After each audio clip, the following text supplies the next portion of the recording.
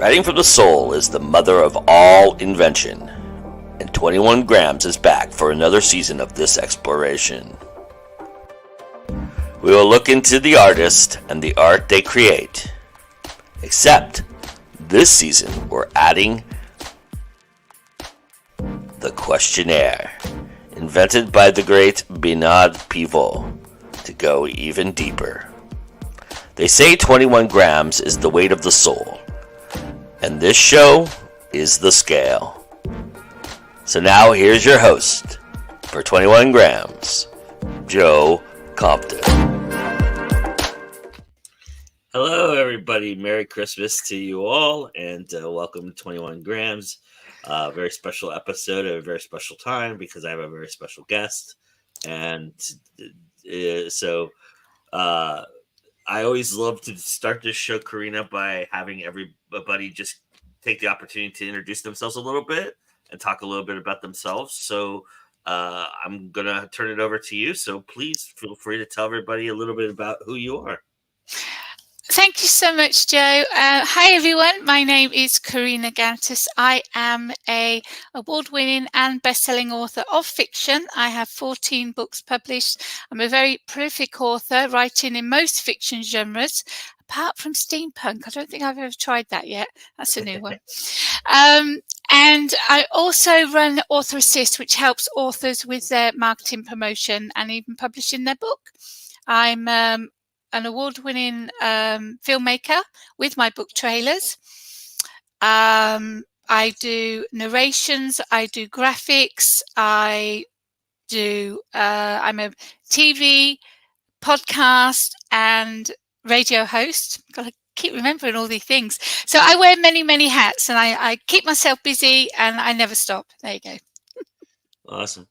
Yeah, I would probably just say broadcaster at that point because you broadcast pretty much everywhere. That's it. That's the word.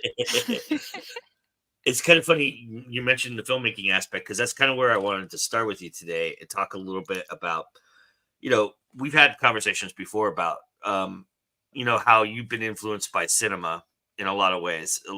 For a lot of your books were kind of based upon things you experienced while watching certain movies. But I'm curious to get the conversation started about how much of that is in your writing. Do you look at it as a movie? Do you see it cinematically when you write? Oh, yes. Yeah. Oh, yes. I see the scene straight away. I don't over describe it because for me that takes away the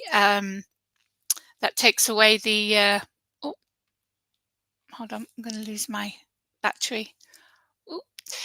Takes away the conflict and the plot of the story. But I make sure if I can put myself in that scene, then my reader can get in that scene and they can live and relive what I'm writing. So yeah, it's very, very cinematic.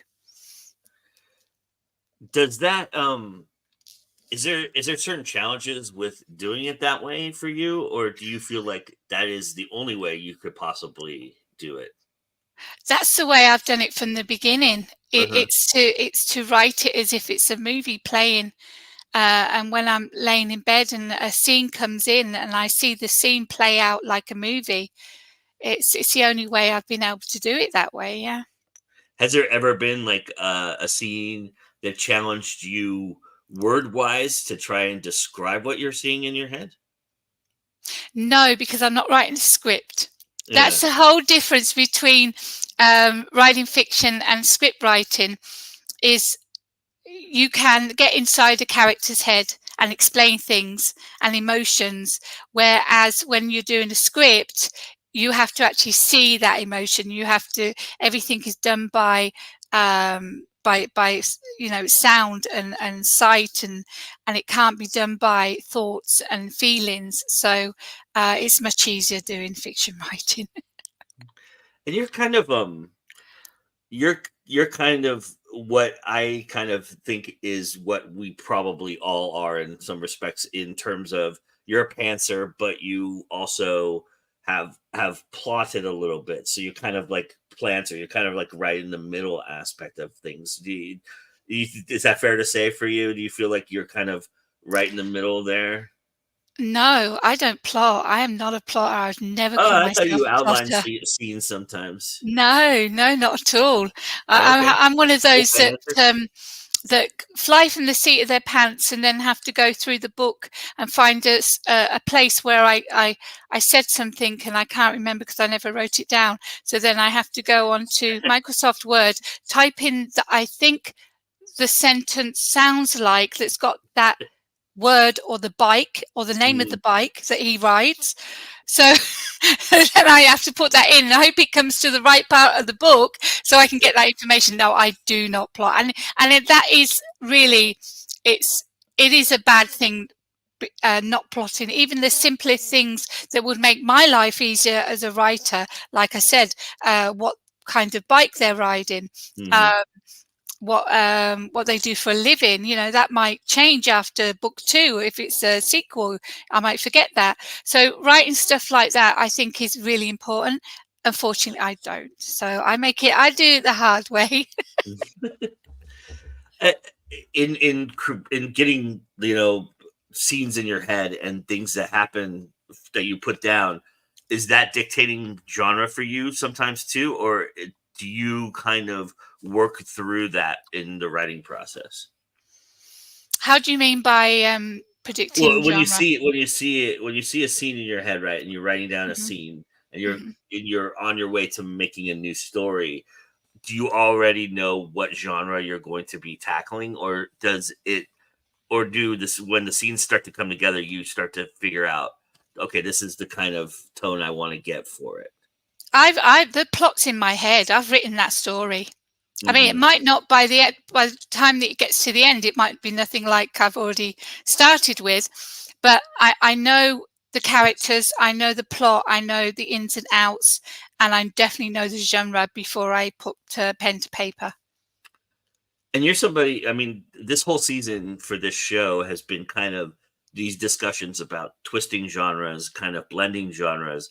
You're somebody who's never been afraid of that. And so uh for you, was there ever a thought, because you've tackled all different genres too. You haven't just blended genres. You've gone from, motorcycle gang romance to epic fantasy to, to horror even. And I've it's made it like my own genres.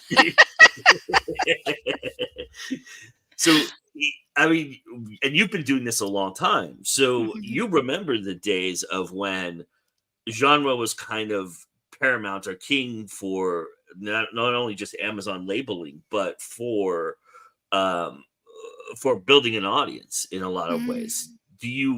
Did you ever have a thought about, you know, I might be alienating my audience if I put this out here like this, or anything of that nature?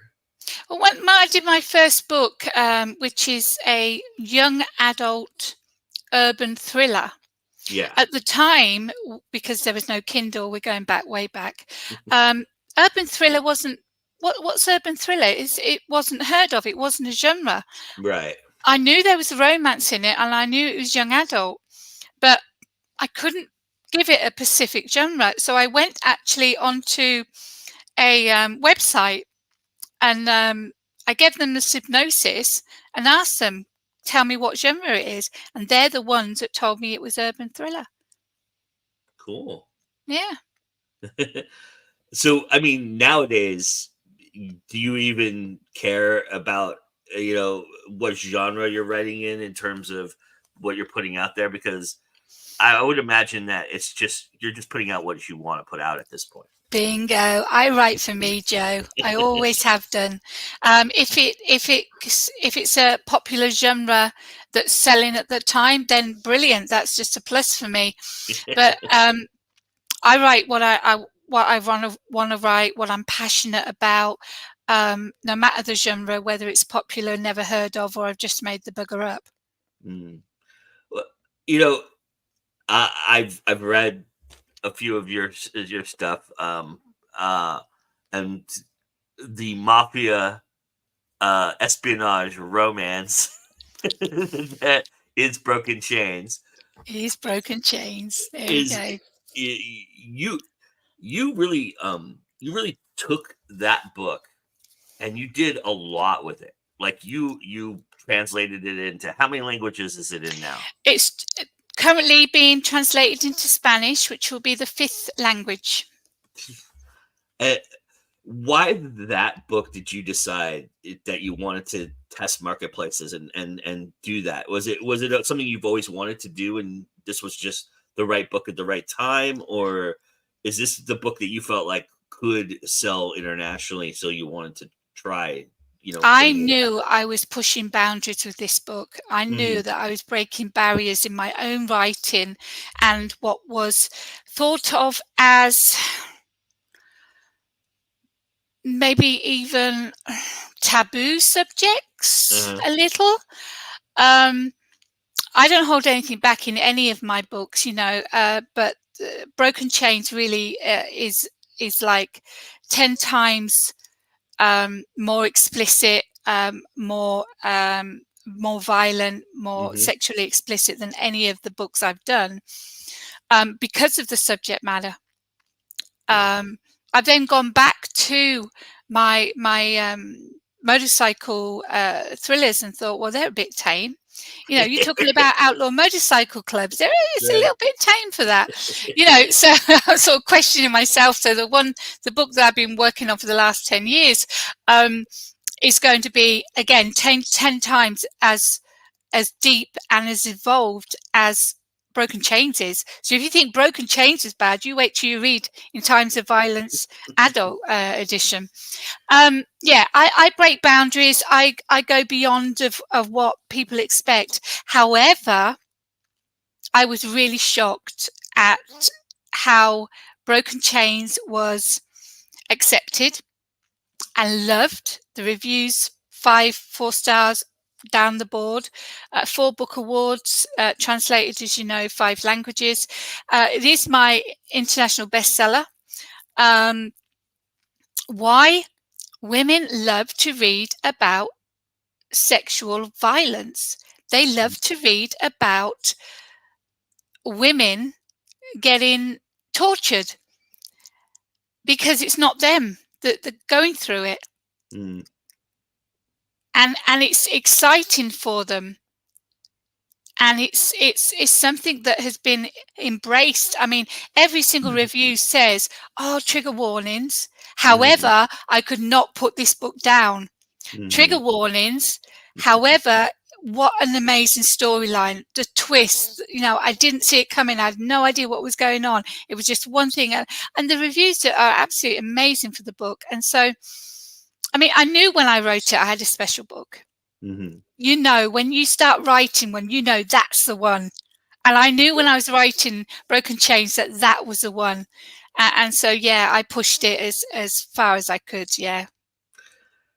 Something that I discovered when I was putting my first book into the German market was there was some things that I had to rewrite because if a German was to translate it into German, uh, which the publisher did, but really the English version was much more successful. But in doing that, some of the words had different meanings, and so they were pseudo offensive or pseudo not being able to understand them. Kind of what I was trying to say. So I rewrote a couple paragraphs and some things in there to kind of make it palatable. Did you find any of that with any of the translations that you had? I had a couple of people come back and say, "Oh, can you reword this? Hmm. How do you say this? What are you trying to say here?" But it wasn't necessarily rewriting something because it was came out bad Right. in their language. It was them, the translator, understanding what I was trying to get across. Yeah. There's some slang in it, and of Yeah. course, a translator will understand what the hell slang is. So, but That never happened all the time. It never happened too often. So I think it translated well. But then, of course, I don't read Russian. I don't read French. I don't read, well, I do read a little bit of Greek. I don't read Italian. So I haven't read the book to see, how good the translation is compared to the English version. Yeah, it's interesting how words change in their meaning in different languages. It It's gets just lost. It gets lost in yeah, translation. Yeah, it yeah. does. Yeah, and you were mentioning how women gravitate to this book. I really gravitated to this book. And I think there is a little bit of something about power and the balance of power, and also um there's a lot of self-discovery in this book, like a lot of I don't really know who I am, so I'm trying to figure it out kind of idea. And in doing like something like that, do you find that a little bit of your soul in what you're trying to do and who you are seeps into what you're writing? Every single book, every single story has a piece of Karina in it.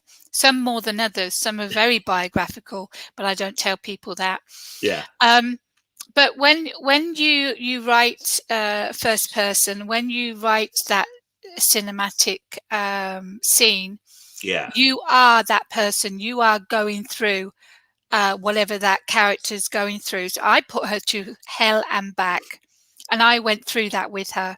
And I know I went dark places because of it. I had to get away and go for a walk and then come back later on, because it does get really dark.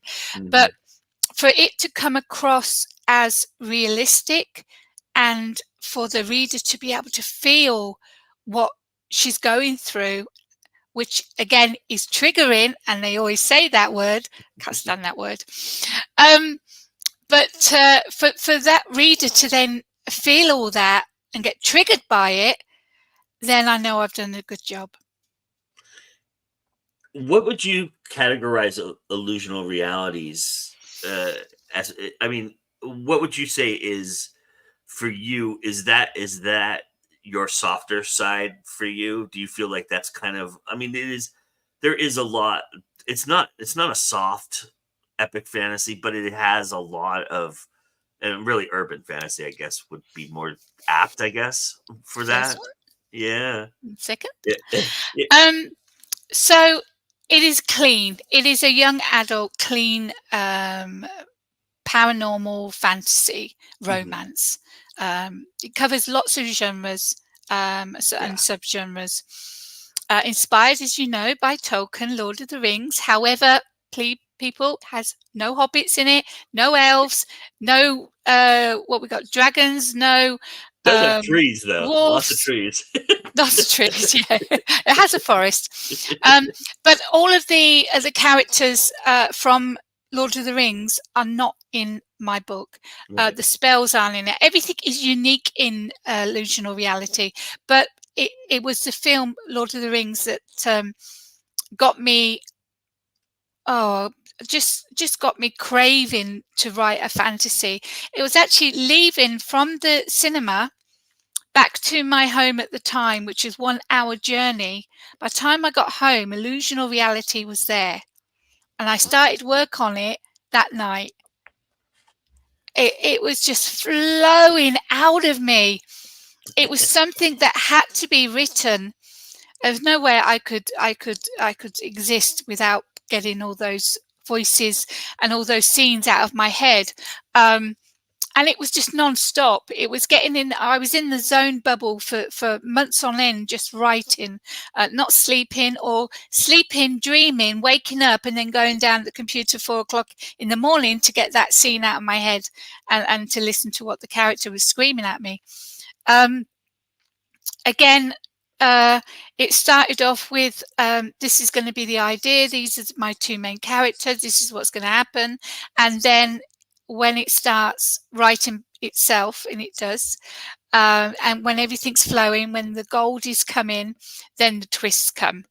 And that's when the plot changes, and that's when it gets more conflicts and exciting, and you really get the actual plot of what's happening in the story in the middle of the book. By the end of the book, depending on whether you're going to do your sequel or not, well, I knew when I finished Illusional Reality there was going to be a book 2. And of course, when Two Towers came out and then Return of the King, did I have a book? Was it going to be a trilogy? It was originally going to be a trilogy, and I even wrote a synopsis for book 3. So it is there. It can be done, but I'm not doing it. But it was amazing how the films inspired me, and yet there's nothing in my book that you'd think, oh, that came from Tolkien's Lord of the Rings. Yeah, I would imagine just the epicness of it, the grandeur of it, right? The beauty of being in that time period, in that outdoors kind of there's and There then is, the quest aspect as well. The world building was fun to do. The quest really goes more into world building because it goes out of the little place Ticinia and really explores the outlands and takes you different places and different tasks and different adventures through these outlands while she's searching for something. So that was expanded more with the world building, but the first book was more character based and plot based than it was the world building part. So again, even though it's inspired by Tolkien, I didn't follow his way of creating just, oh, what can you say about him? He's just amazing. Yeah. You know, the fascinating thing I find that's very similar in all of your books, you know, from your biker series to even, you know, the little horror stories you've put out to Broken Chains to Illusion of Reality, is there is a sense of soul searching within your characters that is very interesting. There's usually a duology or you know, there's a dichotomy between a character who they were at the beginning to who they are at the end, and it's always this kind of different shift to those those realities, and it's almost like destiny calling them a little bit. Same. Yeah. Do you? Same with this one, Laura's Justice. She starts off as a person who's abused by her boyfriend, is fed up of being the target, joins a outlaw motorcycle club of vigilantes and becomes totally the opposite of who she is. She's feared, she's respected, she loves the power she has, but then things get twisted and it makes her step back and think, well, do I really want this? And so, yeah, there is a lot of soul searching for my main character in my books, in all the books. And I think it's, as I said, I put myself in the shoes of the character. What would I do in that situation? Well, I always felt like, especially at school, because I was bullied through all my schooling, physically and mentally, I always felt like I never belonged, that I never fitted in. And these are what all my characters are, especially the ones in the Outlaws series. They feel rejected by society. They don't feel like they fit in, but then they find a family that aren't blood. And it's that family that take her in, that respect her, that give her a home and make her feel like she's part of something at last. And the funny thing to me is, or the ironic thing to me is, you have no problem torturing the shit out of all of them. They all go through a lot of crap to get to who they are. Is that part of like the bullying landscape, kind of adding that element into it? Because it's not bullying oftentimes. I mean, Broken Chains may be the lone exception, although she goes through a lot before she gets to the bullying aspect of everything. I mean, there's an explosion, and there's all kinds of things that happen to her right before. Yeah, I torture the hell out of her. She goes through one brutal hand to another, and it's not. I don't think it's overdone, and it's the reason why she's going from one hand to another. When you read the story, you'll understand why everybody wants a piece of her. Yeah. And she doesn't understand what's going on. You know, she doesn't understand why she's so wanted in different ways, and it is in different ways. It's not always about the abuse or torture. Mm-hmm. With with Lawless Justice, again, it's I put her through hell and back in the gang Yeah. until she finds out who she is and why she's getting like special treatment in the gang, and she Yeah. doesn't know why. And towards the end, you find out why, because everything turns upside down, and I blow everything up like I always do in my books. The endings are always explosive in my books. You never see it coming. Road Rage, she leaves with Road Rage, the main character leaves the outlaw motorcycle club, goes thinking she's in a legit racing superbike racing team, when in fact they're just as corrupt and as doing as many illegal things as these are. And Mm-hmm. so her past comes back to her present, and again I put her through shite as well. But why do I do it? Yeah, I think it's building up the character. It's building up the strength of this person, Mm-hmm. the resilience, the resistance, and it's eventually they're becoming who they're supposed to be, whether it's good or bad. And I don't always have happy endings, happy ever after in my books. I have happy for now, because in my opinion, there isn't such thing as a happy ever after in reality. You Mm-hmm. settle for what you have, and you settle for it, and you're happy with what you have, but it doesn't mean it's happily ever after. That's yeah. I can see that. Yeah, Anita's here, by the way. Hello, Anita. Nice Hey, to see you. Nita. Yeah, it's interesting because for a writer who's putting all these things together and putting things in there, and yeah, there might be some cathartic tone to it where you're adding a lot of you into that, or Mm-hmm. situations where you're putting yourself through them, or putting yourself through the paces at least. But do you they're kind of the meat of they're not they're like the whipped cream on the sundae, right? They're the fun aspects of writing. Do you find that? Do you, or is it really hard to write that stuff? Oh, I absolutely love writing those scenes. I get such a kick out of torturing my characters and putting them through abuse and all the other shit that I do to them. Oh, I absolutely love it. Mm, Broken Chains, like I said, very graphic, very explicit, and I loved writing every moment of it.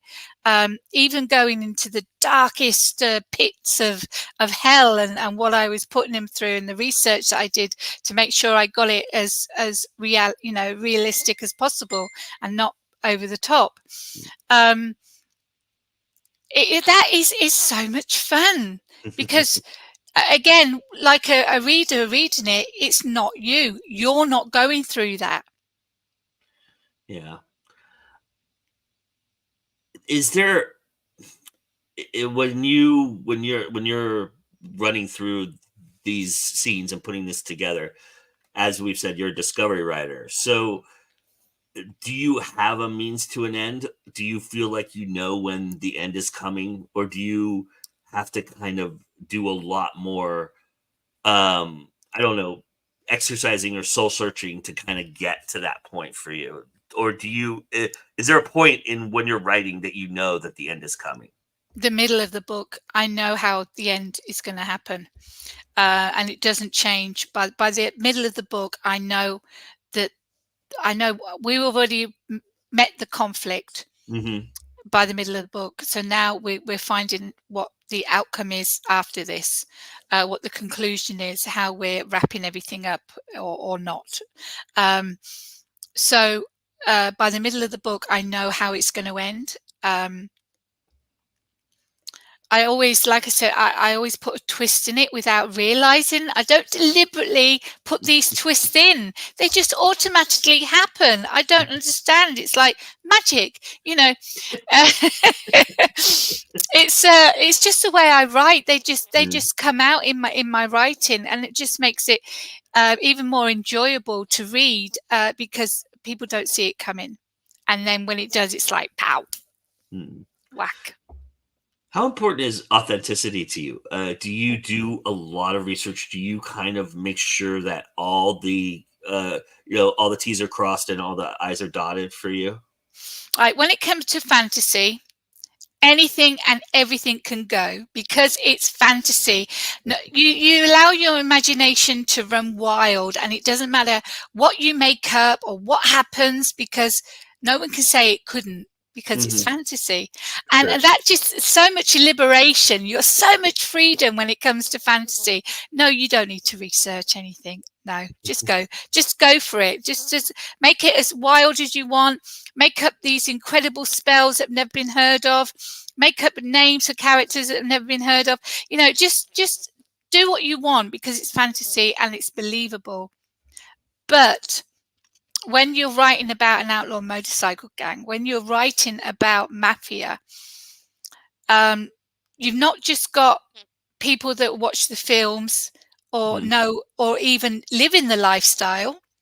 You've got readers that are addicted to those books. And if you don't get that correct research or the correct way of doing something, or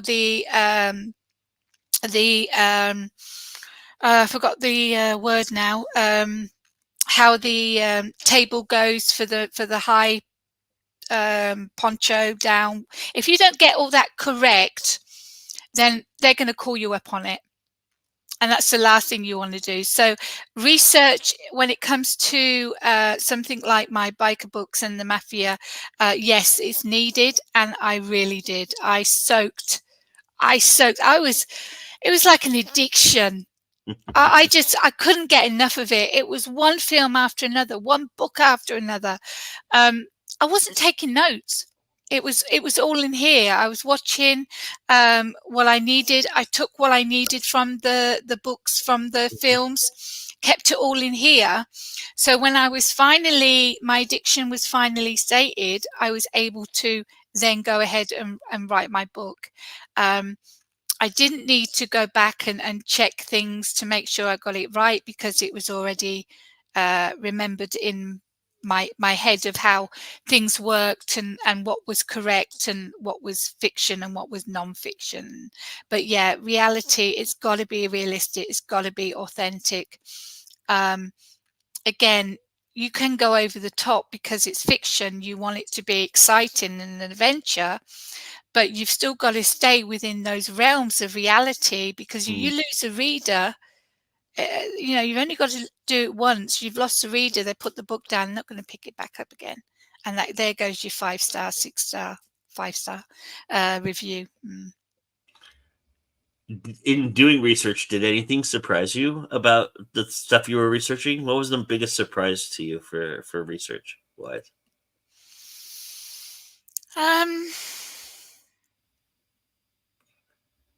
I think the only thing, when I first started, it was like you see them in public, clean cut, especially the outlaw bikers.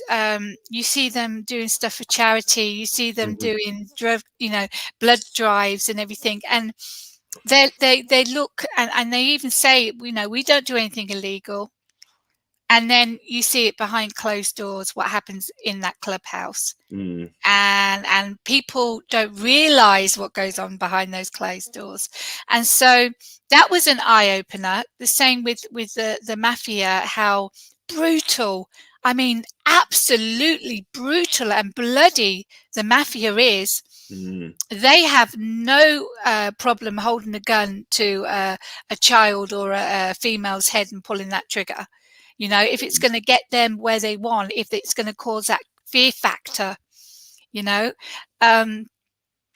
It's yeah, the underworld, absolutely crazy with the underworld. I mean, every single country's got their own mafia. Yeah. Um, and I can't. It's the same with outlaw motorcycle clubs. Same with mafia.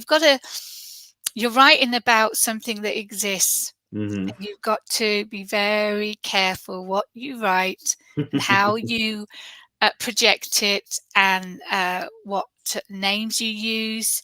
Um, you've got to just don't overstep the mark. You've got to be very careful. That's interesting because they'll come after you. Oh yeah. They didn't come. No, see, I've only had one little. I say Mhm. little clash. I'll tell you. I don't know if I told you before about this. I think you have, yeah, Mm. yeah. And there was a letter involved. I think you had mentioned or something like that. It was this book cover Yeah, right here. yeah, Okay, I got this image, which is some yeah. gorgeous bikers on Yes, the Hell's Harleys. Angel story, right? That's the one. I went to do some gorgeous merchandise using the book cover, a Mm. clock, a cushion, and absolutely beautiful. And then I got, I can't remember, Redbubble. That's it, Redbubble. I got an email from them saying, "I'm sorry, we've had to take it down because we've had a copyright issue or whatever." I was like, "Well, you better tell me what's going on, because everything I've taken is either my design or it's royalty free, and royalty free, and what's the other one that was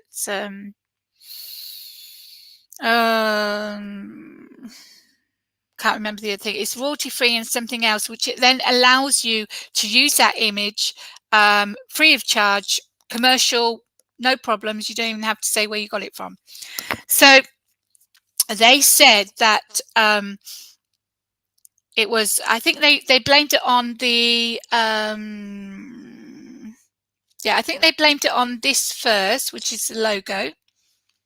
I created that myself. It doesn't belong to any club. The second logo, again, oh, can't see that one down there at the bottom. I created it again for Rage Biker. Again, another one that I did myself. I told them that, and I said, right, so who is it that's making the complaint to say that, you know, it's copyright or whatever? And it was Harley Angels Australia. And I was like, okay. So what's, you know, what they're saying? Oh, well, this picture is with Harley Davidson's. You haven't got the right to use it. It belongs, no, or it's our club. It's our club. That's our bikers or whatever. I said, well, that's funny because I got the picture from Pixabay, which we all know is you're allowed to use those images there. And guess who uploaded the image for people to use? Harley friggin' Davidson. So I had all of this researched. I had the evidence. I went back to Redbubble. I mean, I was going to take it off. I'm not having this. I'm going to take it off, leave Redbubble. But I just wanted to stick up for myself to say, I'm not being bullied. I haven't done anything wrong. I'm not going to fight frigging the Hells Angels, you know, from the Hells Angels of Australia. Yeah. However, I had proof that it was Harley Davidson that uploaded the photo and allowing people to use it commercially. It was even used for a leather jacket shop that was selling leather jackets. They used exactly the same image.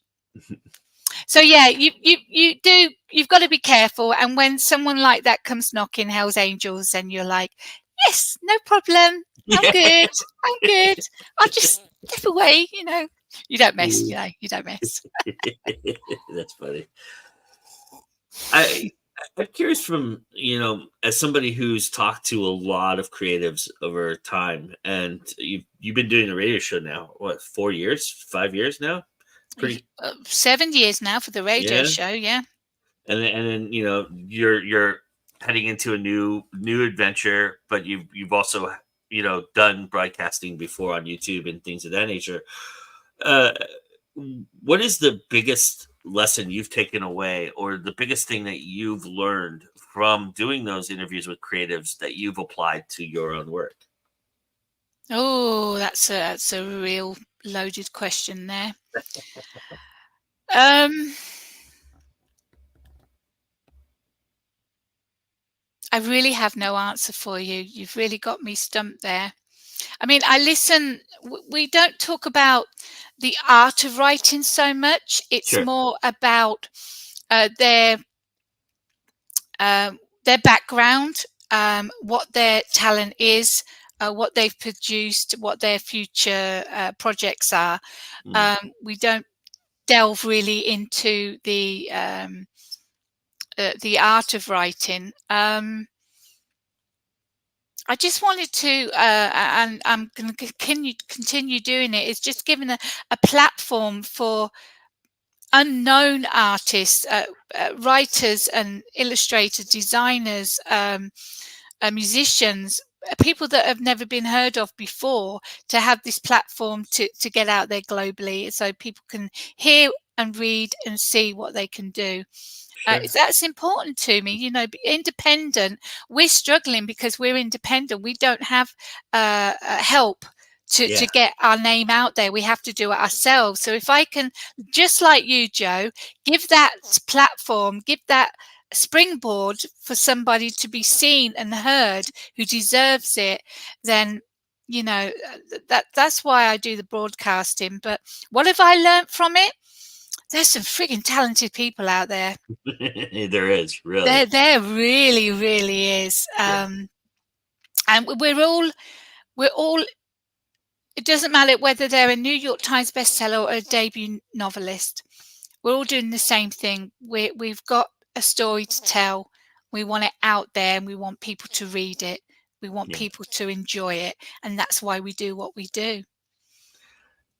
Do you feel like just by maybe osmosis or by creative energy that you've become a better creative person because of what you've been doing podcasting-wise?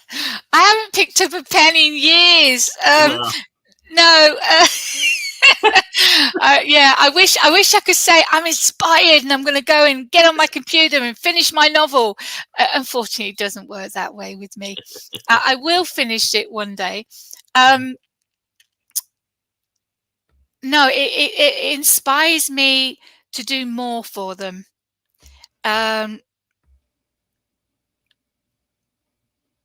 inspires me to reach out to others that need that promotion.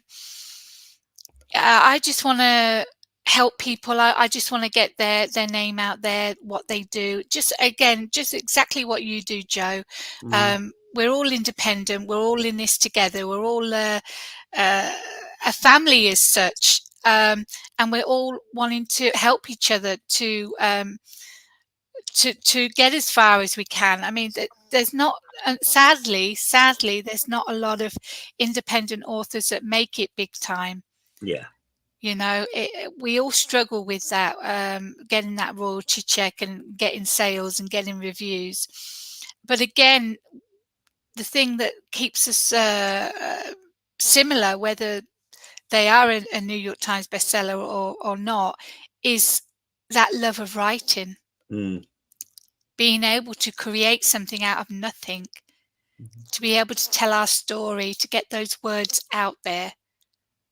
It's you get to a point too when you figure out that success has a different meaning, right? And to different that, people. Yeah, and that also, as you get through this process and you start to put more stuff out there, and you do this, and you get older as well, and you get wiser, hopefully, you do kind of change, the perspective changes for you a bit too, in terms of what success really means. Do you find that to be true as well for yourself? Oh gosh, I mean, the first book, I was burnt by Vanity Press that promised me all this glory as a new writer. So of course I was like stars in my eyes.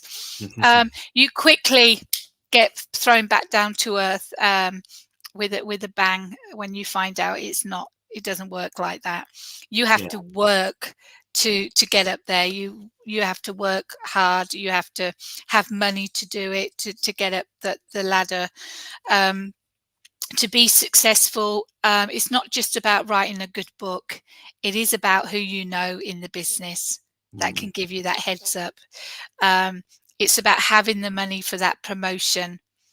It's about maybe being at the right place, the right time, and finding that agent that's going to get you to the next step. It's luck. I think a lot of it's luck. You got the talent to write a book. Many people can write a book. Many people shouldn't write a book. Many people are amazing authors and should be doing it, and should be best-selling authors, and should be making a full-time living out of Yeah. it because they're fantastic writers. But sadly, it doesn't always work like that, you know? Yeah, for sure. Yeah, and it's tough. It's tough to see that, and that's part of why we do what we do, right? So Yeah. it is important to recognize that. So I have one more question for you before we get to the questionnaire, and then I'm curious for you, what is the best part of creating your own work for you? What do you cherish the most about it? Well, most of my books, like I said, they have a bit of myself in them. So I get a lot of closure from my writing.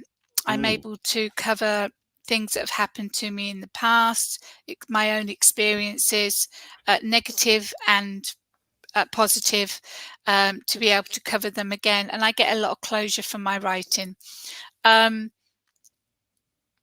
Knowing that your work's accepted, knowing that people are enjoying reading your work, that's why I do what I do, and for me, that's success. Uh, mm, you see someone's bought your book, you don't know who it is, brilliant. You see a new review come up on Amazon, absolutely amazing.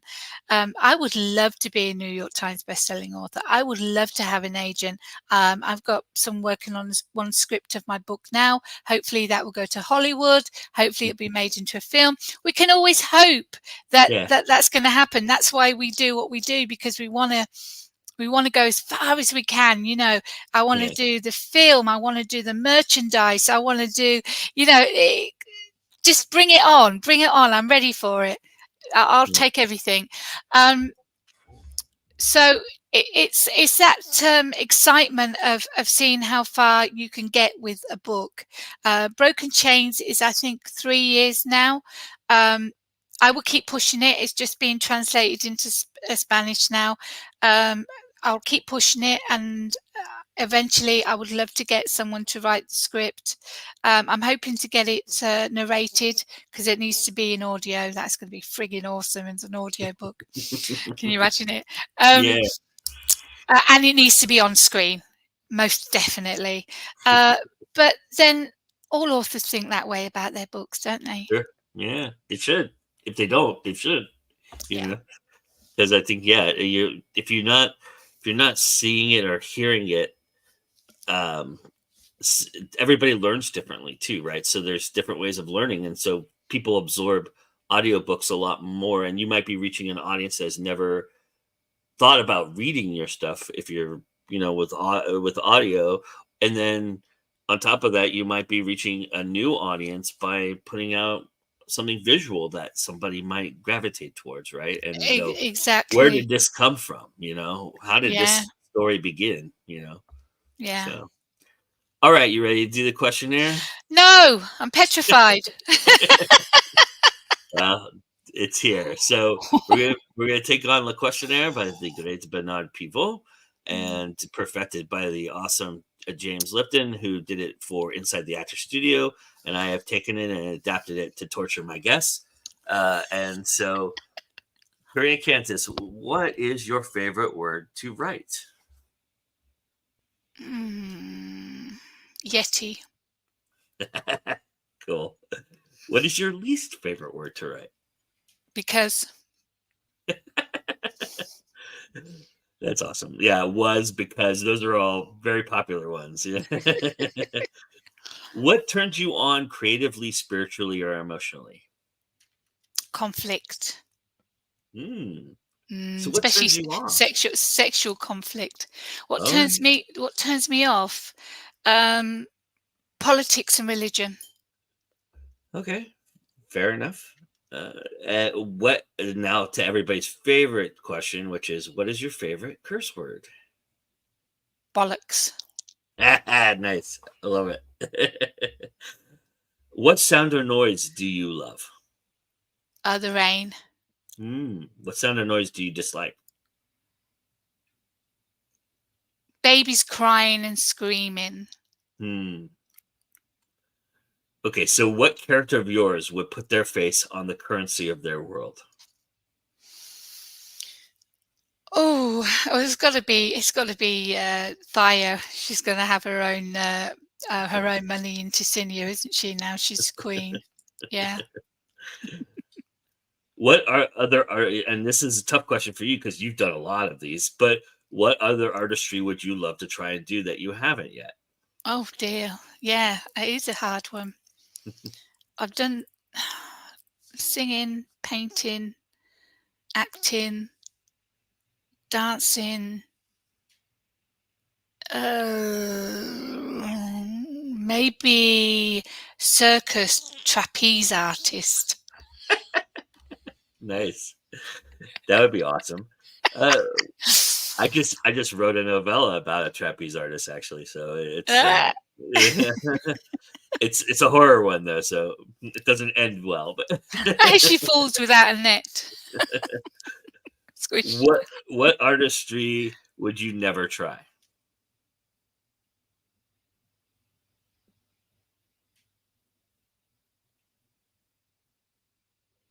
I don't think there is one.